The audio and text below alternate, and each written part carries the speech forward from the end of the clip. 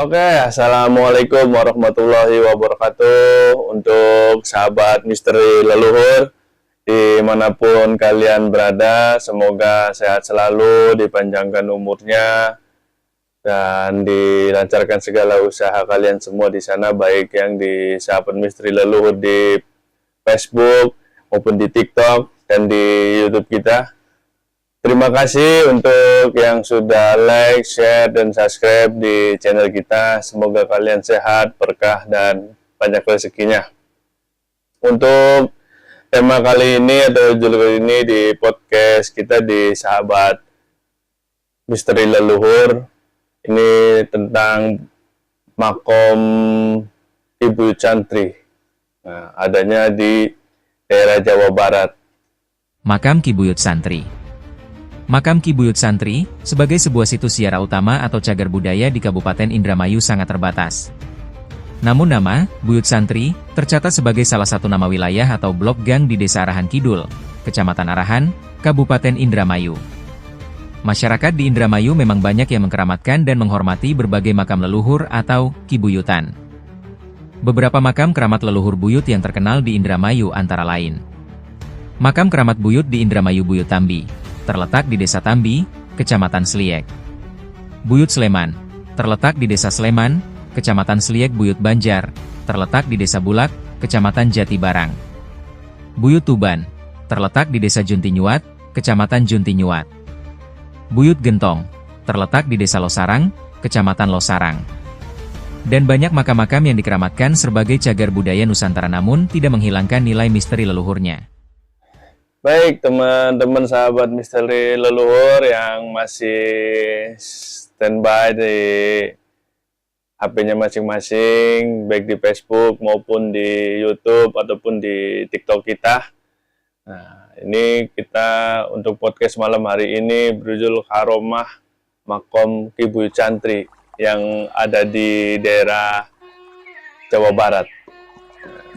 Jadi ini adalah pengalaman dari teman kita atau sahabat misteri leluhur yang sudah mengirimkan pengalaman ceritanya. Jadi sahabat misteri leluhur ini dia di desanya di Jawa Barat sana masih sahabat saya juga beliau ini. Nah, kemarin lihat podcast saya, kemudian dia mau bercerita, tapi tidak pede untuk bercerita di depan kamera. Jadi beliau mengirimkan ceritanya saja. Jadi makom Ibu Santri ini dari dulu sejarah dari sesepuhnya si beliau ini sampai sekarang pun tidak tahu namanya siapa, kemudian dari keluarga mana gitu kan, kemudian mendirikan, kalau orang dulu bilangnya itu babat desa ataupun babat alas gitu ya, untuk bikin padukuhan di situ. Nah, jadi sebelum adanya desa itu sudah ada makom Ibu Santri dulu di situ. Sampai sekarang istilahnya belum tahu, tapi manfaatnya itu sudah banyak dirasakan, termasuk sahabat misteri kita ini. Nah, jadi dulu itu setiap kali kalau misalkan ada syukuran desa ataupun ada hajat dari setiap warga, kemudian acara hari besar baik keagamaan ataupun wilayah kabupaten ataupun apapun itu, pasti masyarakat setempat bahasanya itu kita minta izin, kirim doa, karena sebelum adanya desa adanya makom Ki Buyut Santri dulu di situ. Jadi kita ini ke makom mengirimkan doa, kemudian minta izin gitu kan, bukan berarti kita menuhankan makom ya, bukannya. Ini adalah adat istiadat atau tradisi tradisi yang turun-temurun gitu. Kalau orang-orang kita mengalap barokah supaya acara kita ini berjalan dengan lancar, tidak ada yang hal-hal yang tidak diinginkan, kan begitu. Jadi dari situ masyarakat setiap kalau ada acara nikah, hajatan ataupun kitanan, acara-acara besar, acara-acara pokoknya yang melibatkan di daerah tersebut, warga setempat biasanya kita ke makom Ki Buyut Santri dulu untuk meminta izin kita akan mengadakan suatu acara. Nah, dulu juga bukan hanya dari warga setempat, sesepuhnya juga pasti dulu mengarahkan kita ke situ dulu. Walaupun ada acara baik apapun itu pasti ke situ. Nah, kalau dulu itu menurut dari sahabat misteri leluhur yang share ke kita itu, makamnya seperti makam pada umumnya, tidak ada yang istilahnya yang wah atau yang mewah atau yang seperti apa, persis sama seperti makam-makam yang pada umumnya lah, gitu kan, seperti makam biasa gitu. Jadi ya kalau kita lewat kemudian kita masuk pun ya kayak makam-makam pada umumnya saja. Kemudian apa sih dampaknya, kemudian aromahnya yang diberikan oleh makom Ki Buyut Santri ini ke masyarakat setempat gitu kan. Yang di share ke kita itu menurut dari sahabat misteri leluhur banyak Kang, dari manfaat yang diberikan, karomahnya yang diberikan kepada masyarakat gitu kan. Contoh misalkan kalau hajat yang tadinya cuaca mendung akhirnya terang, yang tadinya panen itu terhambat masalah air, itu secara tidak langsung panennya menjadi lebih bagus. Nah, kemudian si sahabat misteri leluhur ini yang cerita ke saya, dia juga merasakan aromanya tersebut dari dirinya dia sendiri. Makanya dia berani mengutarakan, kemudian mau share ke kita, sharing untuk aromanya. Aromanya sebenarnya banyak Kang kalau diceritakan untuk yang makom Ki Buyut Santri ini. Tapi ini diambil dari cerita dirinya sendiri yang merasakan secara langsung dampak dari aromah Ki Buyut Santri ini. Nah, jadi apa sih yang dia rasakan terkait aromanya makom Ki Buyut Santri ini? Nah, jadi sahabat misteri leluhur ini dia dulu punya penyakit dari bawaan dia dari kecil. Jadi seluruh badan dia ini dari tangan sampai ke kaki itu kalau bisa dibilang orang daerah Jawa Barat itu ngomongnya buduk atau kayak alergi. Nah, tapi alerginya itu kering, yang bagian basah hanya di kaki.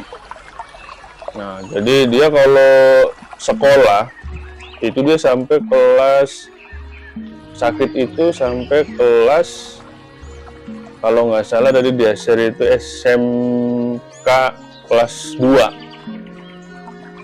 Nah, jadi dia itu udah merasakan kalau malam itu gatel setengah mati, kemudian kalau pakai sepatu itu nggak bisa, karena kalau dia pakai sepatu itu kan dia pakai kaos kaki dulu. Nah, itu kalau udah pulang sekolah, kaos kaki yang di kaki ini nempel karena satu lembab keringetnya dia sendiri, kedua Jadi si alerginya dia ini ngeluarin kayak cairan, tapi bukan nanah ya, cairan kayak getah bening lah kalau kata dokter, itu kayak getah bening. Jadi nempel sama kaos kakinya. Nah itu yang bikin dia nggak nyaman sampai bertahun-tahun. Nah dari situ, sebagai orang tuanya si sahabat saya ini pengen lihat anaknya itu kan normal seperti anak-anak yang lain gitu kan. Jadi dia juga anaknya kalau main juga pede, keluar sama teman-teman juga nggak diobrolin, atau kalau bahasa sekarang itu dibullying, ya kan, bullying. Nah itu saking sayangnya orang tua ke anak tersebut, berbagai cara orang tuanya ini coba ke dokter, ke mantri. Dulu itu kan masih zamannya mantri, karena itu kejadiannya masih di tahun 2000-an. Nah dokter kesini-sini itu baru kenal dokter itu di tahun-tahun 2010 2011. Jadi orang tuanya nih datang ke mantri, ke puskesmas, berobat itu kan, dicek, dikasih obatnya habis masih tetap seperti itu. Kemudian datang lagi ke pengobatan tradisional, ya kan. Nah kalau dulu di kampungnya sahabat misteri leluhur ini, dia ada yang namanya terapi untuk mengambil kuman-kumannya dia yang ada di buduknya ini, atau bisa dibilang alerginya ini. Jadi dari keterangan beliau ini, jadi si lukanya ini digores-gores, dikulik-kulik pakai duri pohon jeruk. Nah kalau teman-teman pernah lihat pohon jeruk, nah itu kan ada durinya. Nah diambillah sama si tukang terapi itu buat ngebersihin, diambilin. Wah itu sakitnya setengah mati kata dia, cerita sendiri, sampai keluar darah gitu kan, saking pengen sembuhnya. Diambilin di depan mata dianya langsung sama orang tuanya gitu ya, diambilin, dicongkel-congkel, kemudian dilihatin ini kumannya tuh kan, bentuknya bulat ya, telur ikan katanya, bening. Kemudian diperhatikan sama dia, dipites ya, kalau orang Indonesia bilangnya pites, digini ini nah, sampai bunyi semua, itu kena semua. Pulang-pulang dia kaki udah nggak berasa gitu, karena saking sakitnya. Ya dikasih obat, ya namanya tradisional kan, obatnya bukan seperti dokter gitu.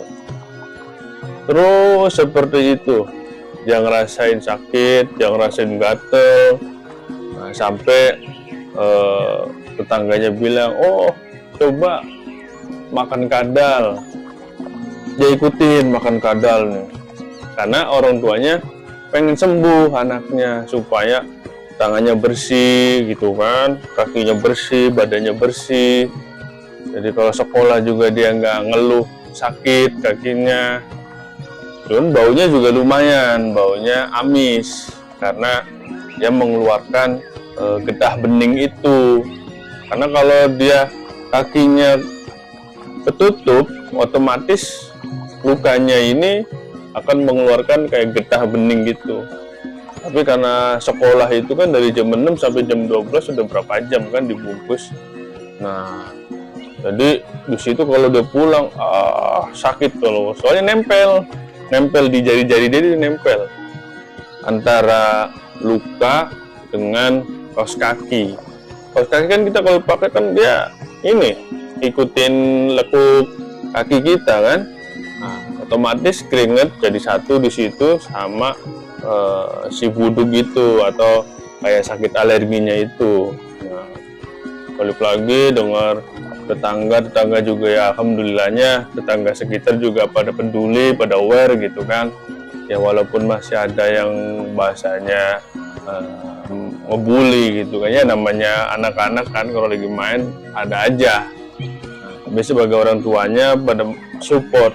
Coba, saya pernah keluarga saya ini makan kadal, cari kadal di sawah-sawah di situ kan. Nah, mencari, kemudian diapain? Digoreng terus kasihkan ke anaknya, suruh makan. Wah, akhirnya digoreng sama orang tuanya, digoreng saat tanpa sepengetahuan si anaknya gitu kan. Anaknya sekolah, ibunya nyari kadal, udah digoreng, wah dimasak sama dia. Udah pulang suruh makan, ini nak sini makan dulu. Makan apa bu? Wah ini ayam. Cuman si anak ini ya trauma, kalau makan ayam, telur, ikan, wow itu udah otomatis tuh batelnya setengah mati. Nah akhirnya nggak mau kalau ayam, udah tergantung badan dan kaki saya. Enggak, kalau ini mah udah dibersihin katanya. Coba dulu, coba sedikit aja katanya. Diambilin lah sama ibunya, makan. Ternyata kata yang si sahabat misteri leluhur ini, saya akan tanya, emang rasanya seperti apa Kang? Ya rasanya waktu itu yang saya ingat, kata si teman saya nih ya, yang sahabat misteri leluhur yang cerita ke saya, yang share pengalamannya, ya sama kan kayak ikan atau enggak sih, lebih ke rasa ayam kata dia, ayam gitu. Cuman ya memang teksturnya agak sedikit keras, beda sama ayam. Cuman pada waktu itu orang tua meyakinkan saya, katanya ini ayam. Oke, dimakan, udah ada seminggu nggak ada perubahan sahabat misteri leluhur. Oh nggak ada perubahan Kang? Nggak ada, tetap aja begitu. Nah, udah begitu udah bosan, orang tuanya kasihan juga nggak ada perubahan. Dia cari lagi ke saudaranya, mungkin pernah ada yang kejadian juga serupa kayak gitu kan. Sampai ada juga saudaranya yang nyaranin, udah itu aja makan tikus. Nah sempet ragu juga orang tuanya, aduh kadang saya suruh makan tikus, tadi aja yang kadal nggak mempan gitu kan. Nah cuman karena orang tuanya ini pengen ngeliat anaknya sembuh gitu kan. Nah, jadi ya udah, dia tanya tikusnya diapain, ya dipotong, diolah, dibersihkan, palanya dibuang, ekornya dibuang, ambil aja badannya, kakinya dipotong aja. Setelah dipotong, dibersihkan, udah dimasak aja, digoreng, enaknya digoreng, biar nanti kalau ditanya ini daging kelinci atau daging yang lain, jangan bilang daging tikus. Nah akhirnya karena orang tuanya ini belajar dari pengalaman yang masak kadal ini, jadi anaknya sekolah, orang tuanya nyari tikus, tapi bukan tikus-tikus yang di ini ya, sahabat misteri leluhur, bukan tikus-tikus yang di rumahan, bukan. Jadi nyarinya yang tikus-tikus sawah. Kalau tikus sawah kan makannya nggak jorok. Nah, jadi nyari di sawah. Cuman kan namanya orang tua nyari di sawah susah. Nah, sampai beliau ini pesen ke yang punya sawah, kalau misalkan nemu ada tikus di sawah, disimpan, nanti dibayarin sama orang tuanya.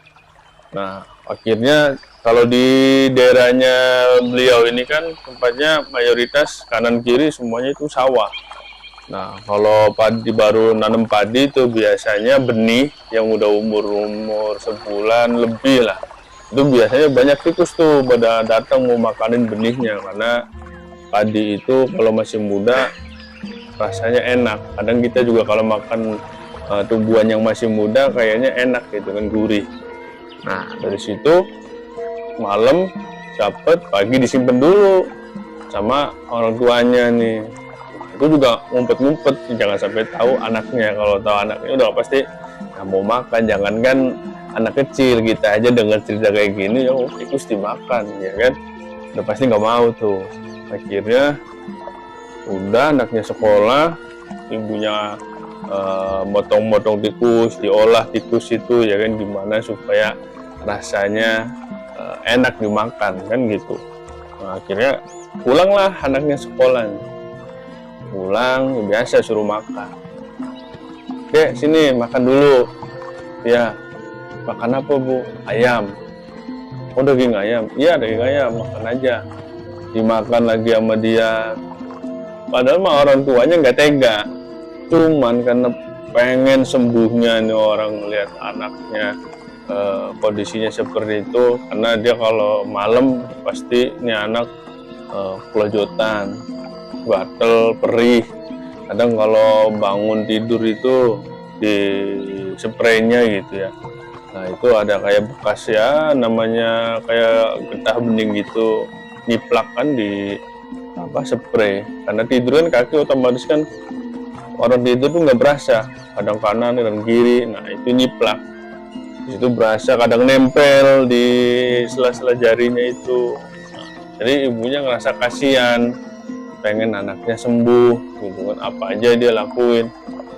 Sampai itu pernah makan yang namanya kelelawar juga. Nah, kata orang kelelawar itu dagingnya panas. Coba kalau kadal, tikus, kemempan, kasih makan kelelawar.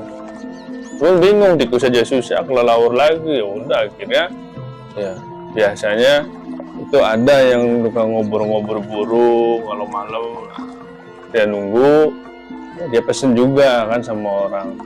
Terus dia pun dapet seminggu juga kayak gitu, tapi nggak ada perubahan. Akhirnya udah sana kesini nyari pengobatan itu nggak ketemu. Nah akhirnya dia coba lari, berpikir ya udahlah, coba apa salahnya kita ke medis lagi gitu kan. Masih berpikirnya, orang tuanya masih berpikir positif. Akhirnya beliau bawa anaknya periksa gitu kan, ke puskesmas, ke mantri kalau dulu. Ternyata ya hasilnya sama gitu kan, ini alergi Bu. Jadi nggak boleh makan ayam, nggak boleh makan telur, nggak boleh, pokoknya yang berbau-bau daging, kemudian yang protein tinggi jangan dikasih Bu. Ikan apalagi udah. Jadi waktu kalau ibunya masak udah tempe tahu udah begitu doang setiap hari tuh, hindarin kalau makan itu tambah parah. Cuman karena orang tua ini, anak ini kan tambah tahun tambah gede, kasihan juga gitu kan. Kalau main juga si anaknya jadinya nggak pede, kemudian mau bergaul sama teman-teman juga kayaknya gimana kan gitu. Kalau tidur juga ngelihatnya kasihan, karena ada banyak buat di tangannya, di kaki, di badan. Jadi ngerasa ya, namanya orang tua pasti ngerasain gitu kan. Aduh, gimana kalau posisinya itu ada di badannya si orang tua kan begitu.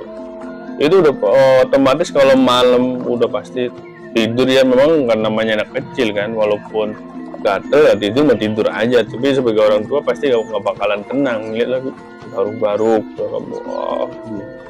Ya nangis, tapi ya kan namanya anak-anak kan umur masih bocah mah ya nggak terlalu itu. Cuman pas dewasa agak minder anaknya, pas masuk di usia SMP itu agak minder, kata si sahabat misteri leluhur ini. Sempat minder juga saya Kang kalau waktu sekolah di SMP. Kalau di SD saya masih mending karena masih lingkungan tempat tinggal saya. Kebetulan SMP dan SMK-nya saya itu, kata beliau, jauh Kang, di seberang tempat tinggal saya, jaraknya lumayan, ada sebangsa kurang lebih 10 kiloan. Nah, kalau di luar sana kan mereka belum tahu kondisi saya ini seperti ini. Nah, kalau di lingkungan tempat tinggal mereka udah paham, udah ngerti lah kondisi saya. Jadi saya juga nggak begitu risih. itu keterangan dari si sahabat misteri leluhur ini yang cerita sama saya. Nah, akhirnya lambat laun itu dia nahan, cuma ya kayak gitu kan, risih. Gimana nanti kalau dia sampai di bawah tua, sampai dia kerja, kan nggak mungkin, kata dia, selamanya kayak gini terus. Nah, kemudian nggak tahu kenapa orang tuanya ini tiba-tiba sowan atau silaturahmi ke makom Ki Buyut Santri. Nah, karena udah capek kesana kemari ngobatin tradisional, puskesmas, itu nggak ada yang jodoh atau belum manjur, intinya belum jodoh lah dengan pengobatan yang sudah dilakukan. Akhirnya beliau ingat gitu kan, dia punya di desanya ada makom Ki Buyut Santri, apa salahnya dengan mencoba hal-hal yang di luar logika gitu kan. Akhirnya beliau coba sowan, silaturahmi, datang, kirim doa, minta petunjuk lah, atau ikhtiar atau syariat mungkin ya, kalau bahasanya orang muslim, syariat atau ikhtiar kita melalui makom. Nah, kemudian orang tuanya datanglah ke situ tanpa anaknya yang waktu pertama datang, sama suaminya datang berdua, ketemu dengan juru kunci di situ. Kemudian beliau cerita tentang kondisi anaknya. Nah, ceritakan sama juru kuncinya, ya, dipersilahkan masuk ke makom Ki Buyut Santri. Kemudian silakan tawasul atau kirim doa atau sebisanya saja, dengan tujuan sebagai meminta barokah ataupun minta petunjuk gitu kan, melalui syariat makom Buyut Santri ini. Nah, langsung beliau ini kasih petunjuk sama entah itu bentukannya sih, keterangan dari teman kita sahabat misteri leluhur ini, ibunya ini mimpi didatangi 2 orang santri. Nah, beliau kemudian petunjuk kepada ibunya sama bapaknya ini, besok suruh datang bertiga sama anaknya ke makom Ki Buyut Santri. Nah, dari situ sempat ragu juga, karena memang beliau ini belum pernah mengalami hal-hal yang di luar logika. Sempat ragu juga, cuman karena memang orang tua pengen lihat anaknya sembuh, ya apa salahnya gitu kan. Yang penting intinya ikhtiar, selagi itu masih di batas wajar ya fine aja. Jalan bertiga, karena memang letaknya nggak jauh dari rumahnya. Makomnya itu ada di tengah-tengah desa. Desanya nggak gede, masih kecil lah.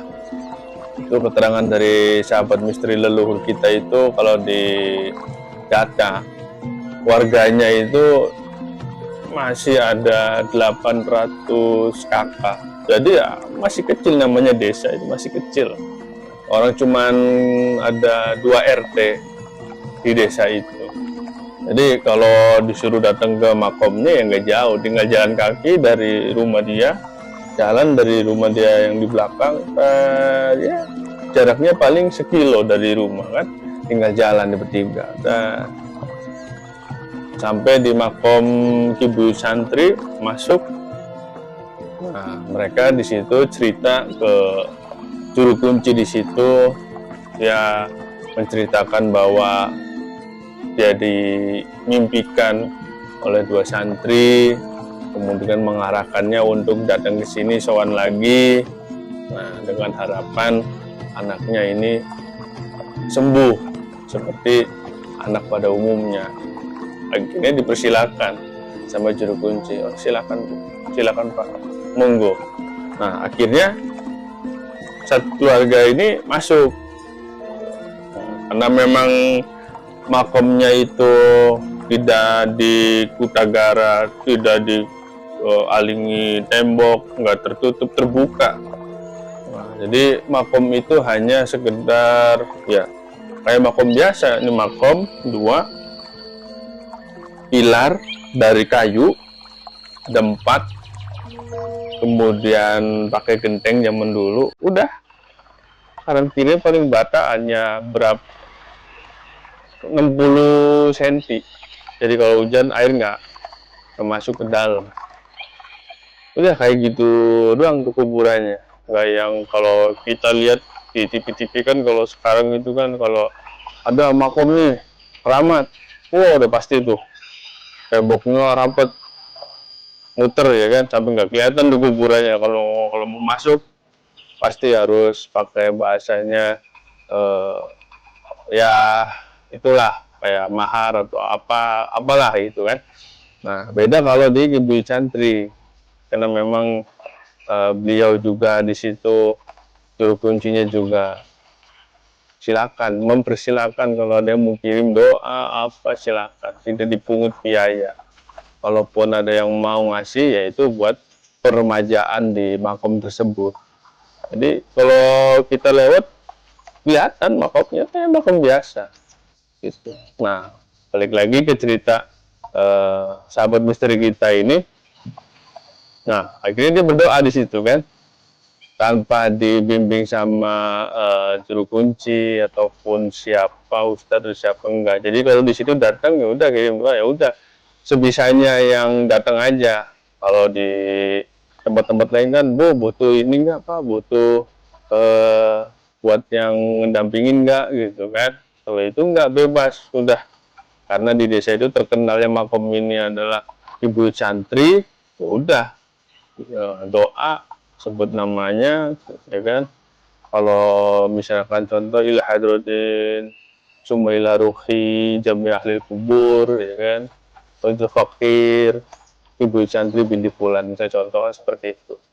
Nah, karena memang sejarahnya sampai sekarang keterangan dari sahabat misteri leluhur ini nggak tahu nama sebenarnya makom ini, nama yang aslinya siapa. Cuman dari sesepuh yang sudah pulang atau sudah meninggal juga tidak tahu namanya, hanya terkenalnya makom di Buyut Santri.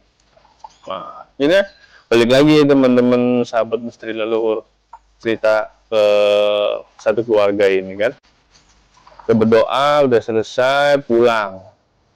Selang dari dia silaturahmi ke makam di Buyut Santri ini, 3 hari dari hari itu dia dimimpikan lagi sama 2 santri. Nah, kemudian di situ ada dialog. Ini keterangan dari sahabat misteri leluhur yang share ceritanya ke kita ya. Ini bukan cerita saya, ini cerita dari sahabat misteri leluhur kita yang kemarin di podcast nge-share ke kita. Jadi dimimpiin lagi ibunya. Nah, kemudian di situ ada dialog, karena memang ibunya juga cerita ke anaknya juga sama suaminya gitu kan. Saya semalam bermimpi ketemu lagi dengan 2 santri tersebut. Nah, beliau menyarankan untuk anaknya itu dibikinkan kalung, gelang, sama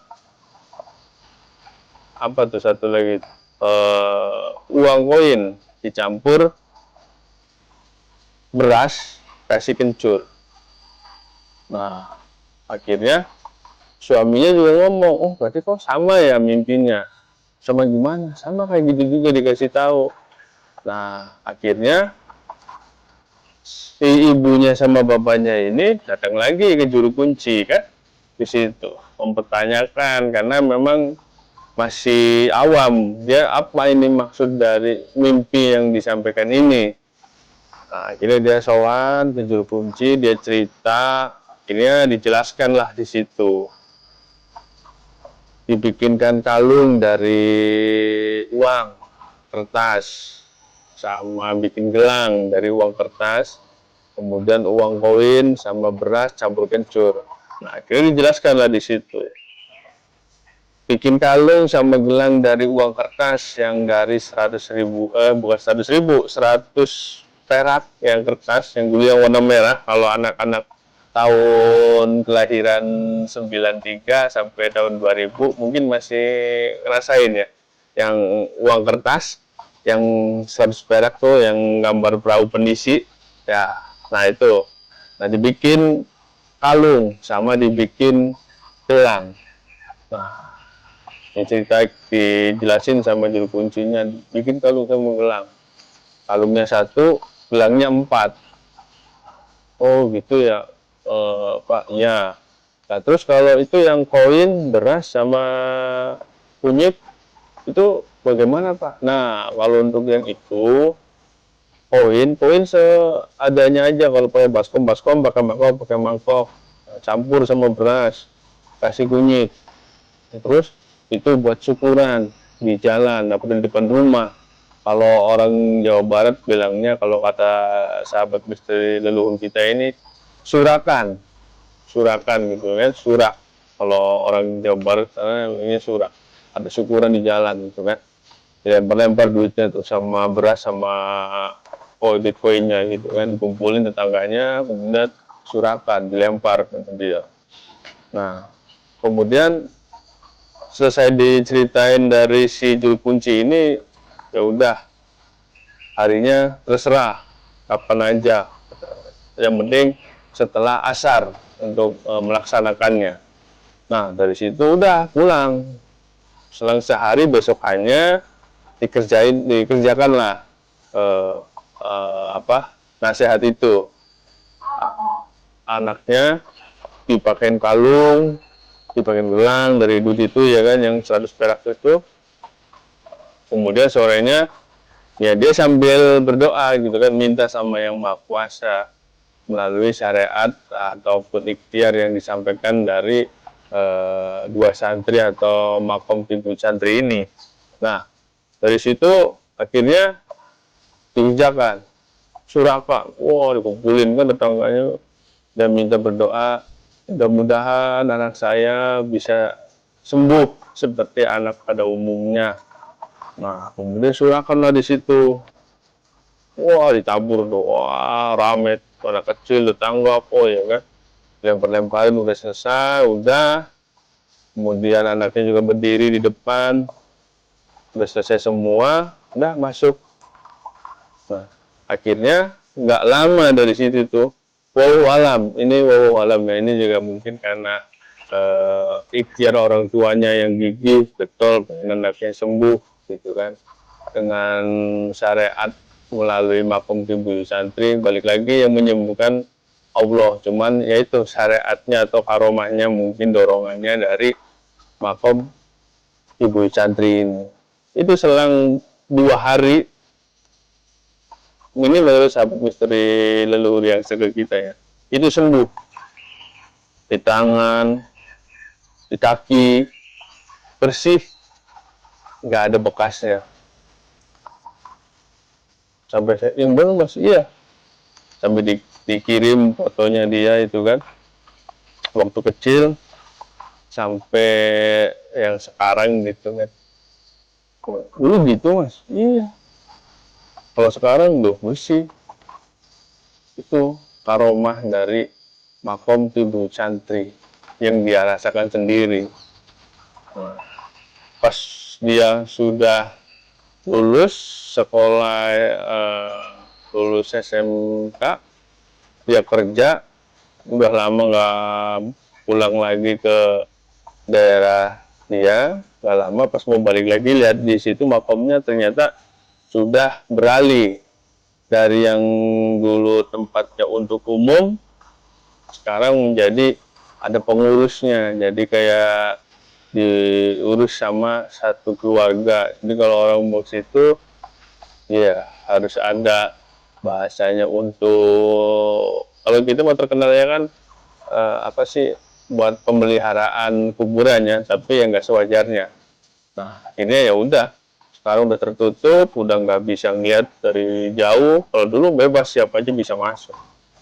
Gitu. Kalau untuk hanya pemeliharaan, seikhlasnya orang ngasih dulu. Kalau sekarang udah nggak bisa katanya. Udah tertutup rapat, udah dibikin ke rumah malah. Jadi kuburan itu di dalam rumah. Kalau dulu ya kayak gubuk tua aja. Tiang 4, pagar cuma 60 cm. Jadi orang kalau lewat ngelongok begini juga, oh ini makomnya. Kalau sekarang udah nggak bisa.